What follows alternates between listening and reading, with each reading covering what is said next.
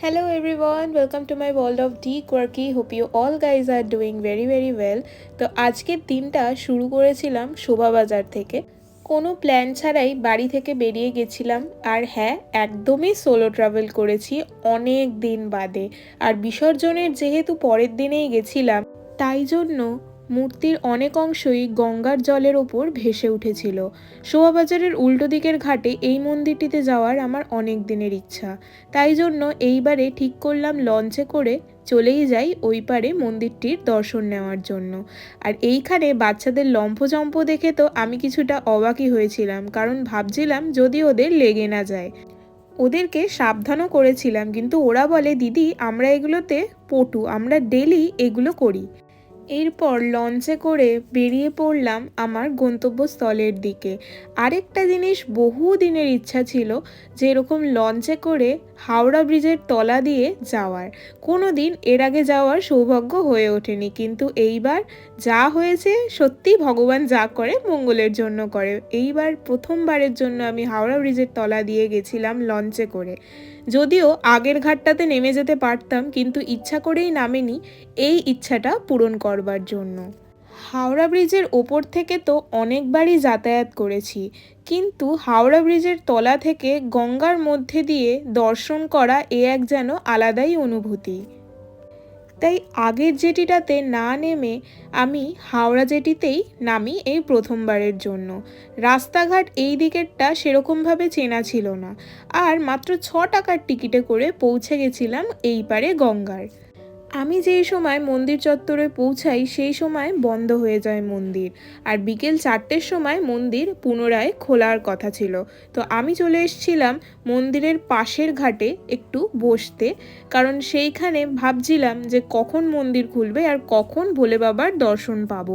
গঙ্গার ঘাটে অনেকক্ষণ বসে থাকার পরে চলে এলাম একটি মন্দিরে সামনেরই। সেখানে পুজো হচ্ছিল, বিশাল বড় মাঠ ছিল, তার মধ্যেই ছিল এই মন্দিরটি। তো সেখানে বসার সুন্দর জায়গা ছিল, সেখানেই বসে পড়লাম। মন্দির চত্বরে আমি একাই ছিলাম, আর মাঠঘাটে বাচ্চারা খেলাধুলা করছিল। মন্দিরটিতে বসে নিজের সাথে অনেকক্ষণ সময় কাটাচ্ছিলাম। সোলো ট্রিপ অনেক দিনই হয় না, কিন্তু যখন করলাম খুবই মনে এক শান্তি পেলাম। এরপর মন্দিরে ভোলে বাবা, মা, বাপ্পা, বজরংবলী সবার দর্শন করার পর রওনা দিয়ে দিয়েছিলাম পাশের নয়া মন্দির দেখার উদ্দেশ্যে। এত সুন্দর মন্দিরের বাইরেটা দেখে আমার মনে যা খুশি আনন্দ, মানে এতক্ষণের অপেক্ষা যেন সার্থক হলো আমার। এই যে ক্লিপগুলো শ্যুট করছিলাম সেখানেও দেখছি প্রকৃতিও কি সুন্দরভাবে আমার ভিডিওতে সাথ দিচ্ছে, কারণ পাখিরা কি সুন্দর উড়ে উড়ে যাচ্ছিল। খুব সুন্দর এই মন্দিরের পরিবেশ। আচ্ছা, তো এইবারে আসি তোমরা এই মন্দিরে আসবে কি করে।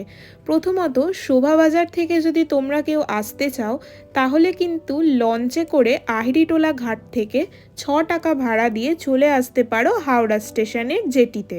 এরপর বলি হাওড়া থেকে তোমরা এই মন্দির পর্যন্ত কি করে পৌঁছাবে। হাওড়া থেকে অটো নিয়ে তোমরা পৌঁছে যাবে বাদাঘাট। আমার এখানে কস্টিং পড়েছিল 15 টাকা অটোতে। সেই অটো যেখানে তোমাকে নামাবে বাদাঘাটের, সেখান থেকে মাত্র 5 মিনিট পায়ে হেঁটে এই মন্দিরের দূরত্ব শেষ হবে। চাইলে তোমরা গুগল ম্যাপ অন করেও যেতে পারো, কিন্তু যেখানে অটো তোমাদেরকে নামাবে সেইখান থেকে সোজা পায়ে হেঁটে 5 মিনিট এই মন্দিরের দূরত্ব। এরপর বলি দুপুর 1টা পর্যন্ত এই মন্দির খোলা থাকে, আবার বিকেল 4টের সময় পুনরায় এই মন্দির খোলা হয়। মন্দিরের ভিতরে এই যে স্থানটিতে রয়েছি, তোমরা হয়তো দেখে বুঝতেই পারছো যে আমাদের 12টি জ্যোতির্লিঙ্গের প্রতিচ্ছবি কিন্তু এখানে ফুটিয়ে তোলানো হয়েছে। আমি কিন্তু এখানে তোমাদেরকে দেখানোর পর এক একটা মন্দির খুব ভালোভাবে দর্শন করেছি। আমার সবেমাত্র 2খানা জ্যোতির্লিঙ্গ দর্শন কমপ্লিট হয়েছে, ইচ্ছা আছে আরও কমপ্লিট করব, কিন্তু ধীরে ধীরে। প্রায় 5 থেকে 6 বছর হয়ে গেছে এই মন্দিরটিতে আসা। যতবারই চেষ্টা করছিলাম ততবারই কিন্তু বৃথা যাচ্ছিল। কিন্তু হঠাৎ করে, মানে জানি না কীভাবেই, কিন্তু সেদিন আমি বেরিয়েছিলাম উইদাউট এনি প্ল্যানিংয়ে, আর সেই শোভাবাজার থেকে আমার এই যাত্রাটি শুরু হয়েছিল, আর ঠিক পৌঁছেও গেছিলাম এই মন্দিরে। আর ঠিক এতক্ষণ অপেক্ষা করে আমি দর্শনও করতে পেরেছিলাম খুব ভালোভাবে। খুব একটা ভিড় ছিল না, আমি যেভাবে দর্শন করতে পেরেছি আমার তো খুবই ভালো লেগেছে মন্দিরটা। পরবর্তীকালে আমার ফ্যামিলি মেম্বার্সদেরকেও এখানে আনবো, স্পেশালি দিদাকে আর বাবাকে তো বলেইছি যে আনবো। তোমরাও তাড়াতাড়ি চলে এসো এই মন্দিরে আর দর্শন করে যেও ভোলে বাবার। Till then take care and piece.